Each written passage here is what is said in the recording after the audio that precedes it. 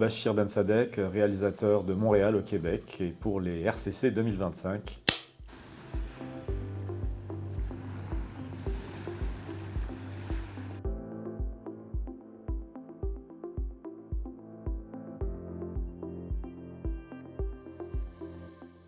Ah ben, je me sens complètement choyé parce que le film est sorti au mois d'août 2024 à Montréal.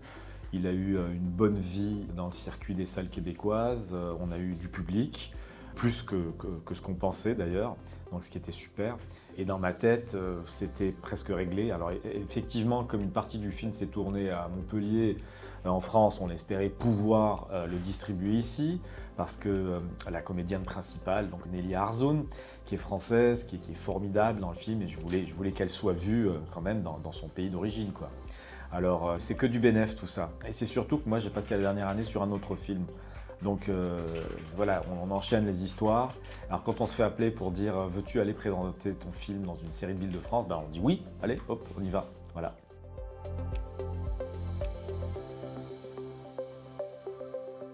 L'idée de ce film est née par l'entremise d'une femme qui est venue à la rencontre de mon producteur, Serge Noël, qui à la suite d'une projection et d'une séance de questions-réponses s'est fait aborder par une dame qui lui a dit qu'elle avait aimé le film et qu'elle aimerait bien qu'on fasse un film sur sa vie. Alors il a rigolé et il a dit « Bah ouais, mais j'aimerais bien aussi qu'on fasse un film sur ma vie ». Il a dit « Je vous offre un café, je vous raconte ma vie et après on voit ». Donc elle lui a offert un café et comme on dit au Québec, il est tombé en bas de sa chaise. Parce que la vie que cette femme a vécue, c'était une vie de violence, d'agression, de torture, on pourrait dire. Les pires choses qu'on puisse imaginer lui ont été infligées. Et donc, un peu sous le choc de ce qu'il venait d'entendre, il lui a dit bon, on se reparle. Et quand il l'a rappelé, il lui a dit écoutez, on ne va pas écrire tout de suite un scénario. Moi, je veux bien qu'on réfléchisse à ça. Ce qu'on va faire, c'est qu'on va consigner des notes biographiques. On va écrire sur le mode un peu littéraire, votre vie, donc de l'enfance à aujourd'hui. Ils ont passé une année comme ça, donc à s'échanger le texte. Elle écrivait, il faisait des observations, elle recommençait à écrire. Et c'est avec ces notes biographiques qu'il est venu me voir à peu près un an plus tard en me disant « Est-ce que ça t'intéresserait de travailler sur un film comme celui-ci » Je les ai lues, les notes, et puis j'ai été absolument bouleversé par ce qu'elle avait vécu. Et on s'est mis à travailler avec Maria Camila Arias, qui est une scénariste colombienne d'origine, établie à Montréal, au Québec. Maria, qui a une grande expérience d'histoire, plus grande que nature, parce que c'est l'une des stars en ce moment du cinéma colombien en termes de scénarisation, et en Amérique du Sud.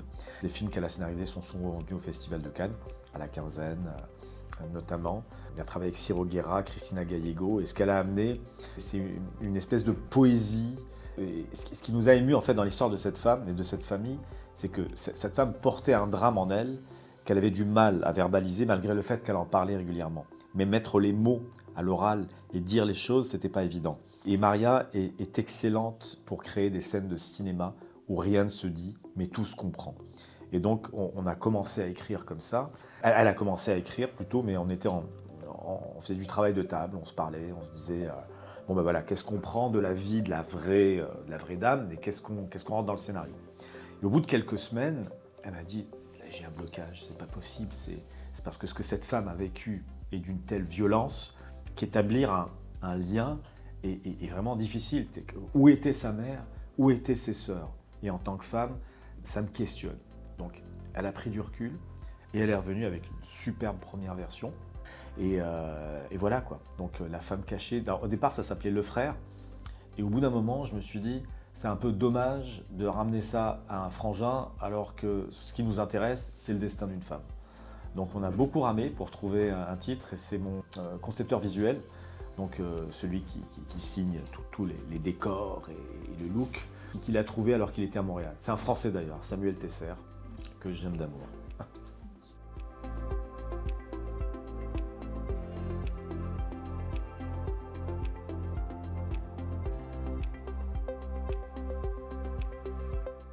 Effectivement, les thèmes du film, au terme de 5 ans d'écriture, 5-7 ans d'écriture, d'une année de tournage et de montage, tous les thèmes finissent par se lier de façon très intime. Chaque porte qu'on ouvre, finalement, donne sur un nouveau thème, mais qui en fait est lié à un autre, et qui est lié à un autre, et qui est lié à un autre. C'est comme ça, c'est un peu comme un film gigogne, on va dire. Vous avez très bien résumé cette quête d'identité qui est celle de Halima.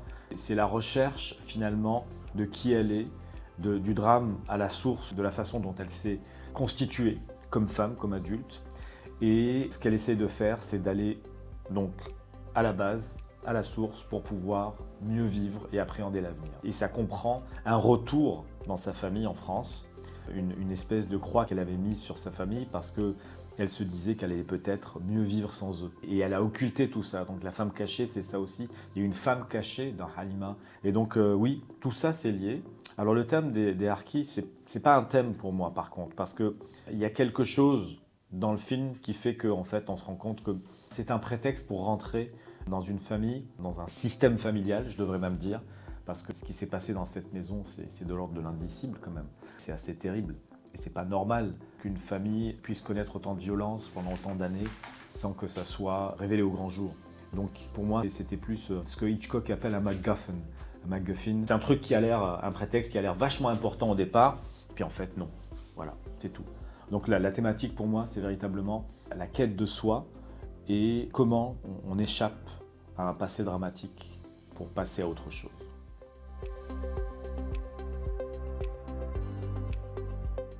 Tout à fait, c'est-à-dire qu'au terme de l'histoire, la question qu'on se pose, c'est sera-t-elle capable d'être une maman ? Parce que tout à coup, elle se met à adopter des comportements dangereux pour elle et pour le bébé, c'est assez rapidement au début du film. Et elle s'en rend compte. C'est ça qui est intéressant, c'est que ce qui nous envoie en France et ce qui fait qu'elle retourne chez elle, c'est qu'elle a conscience de ce danger qu'elle est en train d'attirer et de créer. Et la solution, c'est donc de faire face à la bête et d'entrer dans une quête. Mais la difficulté, c'est de mettre les mots. Et cette femme-là, c'est une femme qui ne dit pas. Et jusqu'au bout, elle ne dira pas. Oui, je pense que c'est un film québécois parce que ça fait partie de mes préoccupations. Moi, je suis au Québec depuis 33 ans, je suis d'origine algérienne, j'ai parcouru le monde, j'ai été privilégié de pouvoir vivre dans beaucoup de pays dans ma jeunesse. Et je me considère un peu comme un citoyen du monde, mais je suis un cinéaste québécois, ça c'est sûr. Et je suis québécois aujourd'hui. En 33 ans, on le devient, c'est certain. Et je l'affirme. Et donc, ça s'adressait d'abord à un public québécois, mais le public québécois n'est pas différent d'un autre en fin de compte. On veut se faire raconter des histoires, on veut se projeter dans le grand écran, s'identifier à des personnages. Et de ce point de vue-là, il n'y a rien de nouveau sous le soleil, quoi. C'est du cinéma. Mais ce qui m'intéresse, je dirais ma propre quête, c'est que moi je suis arrivé au Québec, j'avais 19 ans, j'ai plongé dans la culture, j'ai plongé dans la société, j'ai dévoré les livres, les films, l'histoire, à une période où je me sentais privilégié. Et c'est ce qu'on peut appeler une intégration idéale. Or, beaucoup de gens arrivent dans ce pays qui accueille énormément d'immigrants. Des gens arrivent des conflits, ils arrivent de zones de guerre, ils arrivent de zones où on meurt de faim, et ils rêvent d'un avenir meilleur. C'est pour ça qu'ils s'en vont là-bas. Et après, la petite neige tombe, et la neige, ça recouvre tout, c'est joli en hiver, à Noël, Montréal, ça fait un peu rêver, c'est les Noëls du Nord. Et on a l'impression que les problèmes disparaissent sous la neige. Mais en fait, au printemps, la neige fond, et il y a une espèce de gadoue absolument lamentable qu'on appelle la slotch, dans laquelle on se prend les pieds. Et la slotch, c'est un petit peu les mauvais souvenirs dont on pensait s'être débarrassé. Donc moi, je m'intéresse à des gens qui arrivent avec des parcours de vie dramatiques dans leur parcours précédent, et qui sont obligés de faire face finalement à ce qui les a un peu constitués en tant qu'adultes, en tant qu'êtres humains.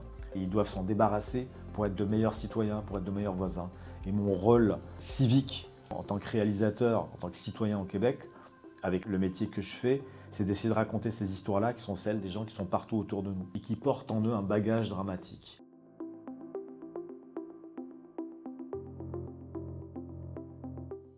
Pour moi, l'universel réside dans l'infiniment petit.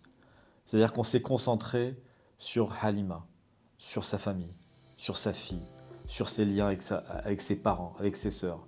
Et en rentrant dans l'intime, au plus profond de l'intime, on crée quelque chose dans lequel on peut tous se projeter.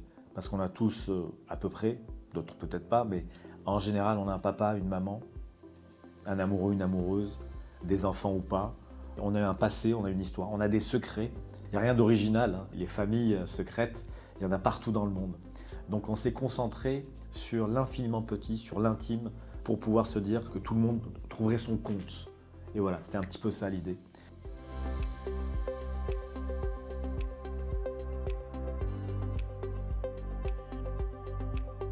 Bah, on en a toujours, hein. C'est-à-dire les références, on en a toujours. On est le produit de la culture dans laquelle on vit. Et puis dans une culture mondialisée comme la nôtre, bah voilà, j'ai étudié en cinéma, j'ai vu des classiques, je regarde des films encore, je regarde de la télé aussi, des séries. Et tout ça, ça s'imprègne un peu.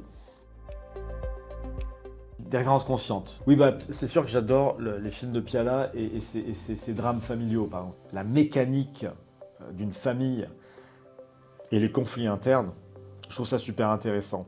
Mais c'est sûr que par exemple, il y avait Caché de Michael Haneke, qui était quelque chose qui nous inspirait au départ, mais c'est au tout départ, donc ça a évolué. Il y avait aussi Rosemary's Baby de Roman Polanski, parce que c'est l'histoire d'une femme qui porte un bébé et qui finalement se dit que tout est étrange autour d'elle et qu'elle ne comprend pas ce qui lui arrive. Donc c'est pas du tout la même histoire, hein, c'est pas le diable qui l'a mise enceinte, Halima, mais elle porte en elle les stigmates d'un drame qui risque d'éclater. Et pour ça, le cinéma de Polanski, alors il faudrait pas que je le dise comme ça, je vais le dire, allez, thriller.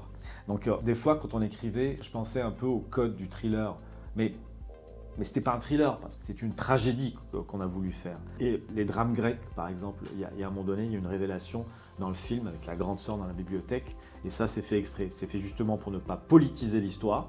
J'avais pas envie que ça devienne une histoire politique, de m'éloigner de l'essentialisme culturel et de la projection politique qu'on peut faire sur des gens, des Maghrébins. J'avais pas envie que ce soit un sujet, j'avais envie que ce soit des personnages. Et pour cela, je devais rentrer dans les codes de la tragédie. Donc le cinéma de Polanski, effectivement, le couloir dans lequel Halima se déplace et se rend vers une chambre assez mystérieuse, c'est un couloir, c'est une image qui m'est souvent revenue alors que je préparais le tournage du film et j'avais envie que le couloir l'aspire comme ses souvenirs l'aspiraient au plus profond d'elle-même. En 3 emojis, moi j'aime bien l'emoji clin d'œil, ça c'est moi personnellement. Un deuxième emoji, ça serait voilà, la grosse larme. Là, ça arrive souvent quand je fais un truc que les gens sortent en pleurs. Ah ouais, l'emoji un peu crispé, comme ça, où tu as l'impression qu'il a froid, je sais pas trop ce qui va se passer.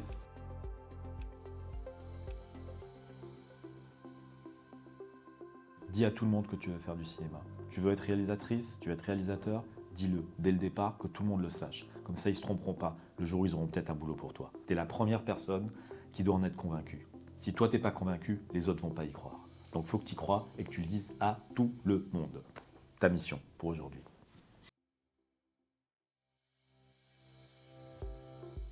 Tout ce que je peux vous dire, c'est que je suis absolument ravi d'être au RCC avec un film dont je pensais que le parcours était presque fini. Et c'est tout bénef, donc je suis ravi d'avoir vu des salles pleines pour voir un film indépendant sorti il y a 1 an au Québec.